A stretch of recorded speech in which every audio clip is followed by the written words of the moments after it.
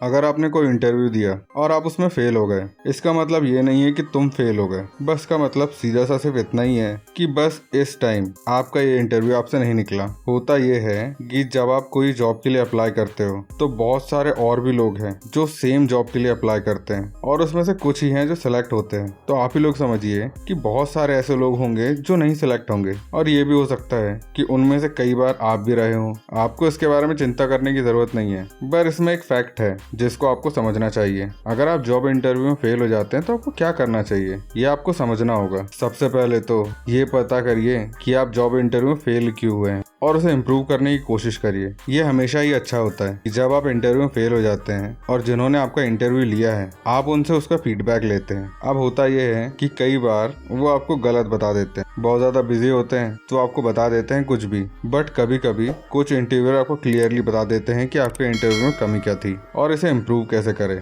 बस पहली बात यही है कि आपको ये चीज जाननी होगी कि आपको किस चीज में इम्प्रूवमेंट करना है और उस पर काम करना शुरू करना है। कुछ चीजें हैं जिनके बारे में आपको ध्यान रखना चाहिए जब आप इंटरव्यू देते हैं। जब भी आप किसी इंटरव्यूज के लिए फिजिकली जाएं, इवन अगर आप ऑनलाइन इंटरव्यू भी दें, हम लोगों को हमेशा कोई भी एक लाइट कलर की शर्ट पहननी चाहिए। इससे इंटरव्यूअर पे काफी अच्छा इंप्रेशन पड़ता है। ये तो था ऑनलाइन के लिए। अगर आप ऑफलाइन इंटरव्यूज के लिए जा रहे हैं तो भाई लोग एक सिंपल सी शर्ट पहनिए लाइट कलर की, कोई भी एक डार्क कलर का पैंट पहनिए और कोई भी ब्राउन और ब्लैक कलर के शूज पहनिए, बट ध्यान रखिए कि वो पॉलिश्ड हो। होता ये है कि अगर इंटरव्यूअर के सामने आप वेल ड्रेस अप होके जाते हैं तो उस पर उसका काफी ज्यादा इंप्रेशन पड़ता है। बोलते हैं ना, first impression is last impression. बस यही कहानी है। और आप प्लीज कोशिश करिए कि आप जॉब इंटरव्यू के लिए लेट ना हो। अगर आप लेट होते हैं तो ये बहुत बड़ी मिस्टेक होती है। अब अपन लोगों को कोशिश करना चाहिए कि अगर आप कहीं फिजिकली इंटरव्यू के लिए जाते हैं तो आपको मिनिमम 15 मिनट पहले तो पहुंच ही जाना चाहिए,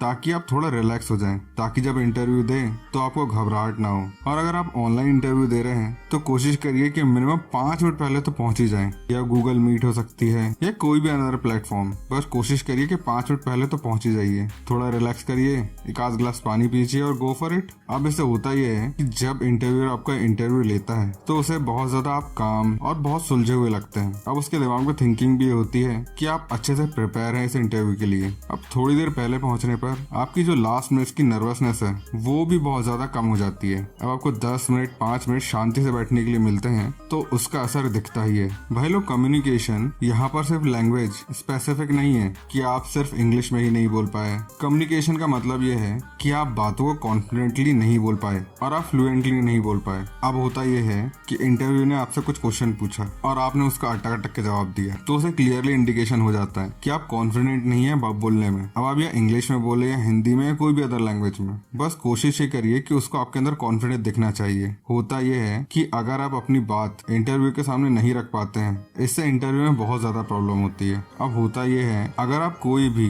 बड़ी मल्टीनेशनल कंपनी में इंटरव्यू देने जाएं, जैसे गूगल, IBM, माइक्रोसॉफ्ट और वगैरह वगैरह, यहाँ पर जनरली इंग्लिश लैंग्वेज में ही इंटरव्यूज होते हैं। अब गूगल में जो इंटरव्यू होता है उसमें स्टार्टिंग में बहुत से लोग इंटरव्यू US या UK से लेते हैं, जिनको हिंदी बिल्कुल भी नहीं आती। अब भाई लोग, अगर आप HR, कंसल्टेंट, मार्केटिंग जैसी जॉब ट्राई करते हैं तो ये सब जॉब क्लाइंट बेस्ड होती है और ऐसी जॉब्स में आपका इंग्लिश आना काफी ज्यादा इंपॉर्टेंट हो जाता है, क्योंकि ये जो जॉब्स है इनकी रिक्वायरमेंट ही यही है। ऐसे में होता ये है कि अगर आपको इंग्लिश लिखना आता है वो तो बात अच्छी ही है, पर बोलना भी आपको अच्छे से आना चाहिए। अब इसके लिए आप मिरर के सामने प्रैक्टिस कर सकते, बुक्स रीड कर सकते हैं, लोगों से इंग्लिश में बातें कर सकते हैं। अब अगर आप कोई मूवी देख रहे हैं तो प्लीज उसे सबटाइटल ऑन करके देखिए और सबटाइटल को पढ़ने की कोशिश करिए। ये आपकी पूरी हेल्प करेगा इंग्लिश को इम्प्रूव करने में। अब भाई लोग, अगर आपने ये सब चीजें स्टार्ट कर दी तो प्लीज इसको लेके घबराइएगा मत कि सामने वाला आपका मजाक उड़ा रहा है। इससे कोई लेना देना नहीं है। अगर आपकी इंग्लिश अच्छी हो जाएगी तो आपका बहुत अच्छी कंपनी में सिलेक्शन होगा, और साथ ही साथ जो लोग अभी आपका मजाक उड़ा रहे हैं कि आप इंग्लिश सीख रहे हैं, वो बाद में आपसे ही बोलेंगे कि यार भाई प्लीज मेरी इंग्लिश इंप्रूव करा दे। तो इसमें एम्बैरेस होने की कोई जरूरत नहीं है। बॉडी लैंग्वेज एक और मेजर पार्ट है इंटरव्यू का।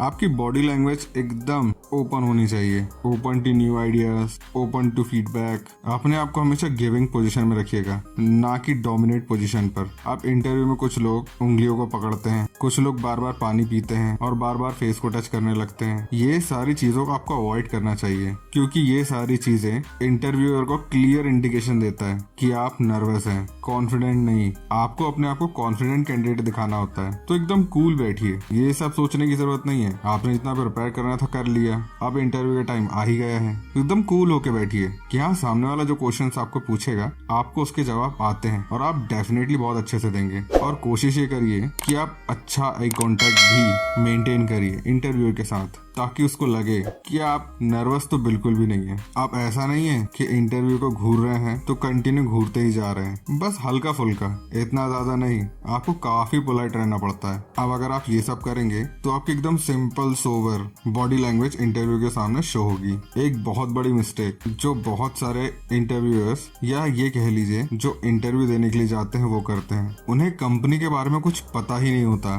कि कंपनी काम क्या करती है। बस उन्हें उस चीज के बारे में पता होता है कि वो कंपनी है कहाँ, करती क्या है, ना ही उसका बैकग्राउंड। बट आपको ये चीजें ध्यान रखनी है कि आपको कंपनी के बारे में जो भी इन्फॉर्मेशन आपको कंपनी के बारे में मिल रही है, उसका बैकग्राउंड, वो अभी क्या प्रोडक्ट बना रही है, या कुछ भी ऐसी चीजें जो कंपनी के लिए अभी वैल्यूएबल है या फ्यूचर में वैल्यूएबल थी, वो आपको अच्छे से पता होनी चाहिए। ताकि जब इंटरव्यू के सामने या वो आपसे एक क्वेश्चन